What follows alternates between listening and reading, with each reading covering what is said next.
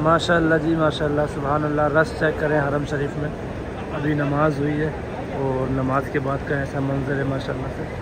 हरम जो है ना पूरा जो चारों तरफ से फुल नज़र आ रहा है, आप देख सकते हैं। ये माशाल्लाह से लाइव हरम शरीफ का वीडियो है। देखिए बहुत ही खूबसूरत नज़ारा है और गर्मी माशाल्लाह से बहुत ज़्यादा से गर्मी पड़ रही है और हरम चारों तरफ से पूरा फुल नज़र आ रहा है।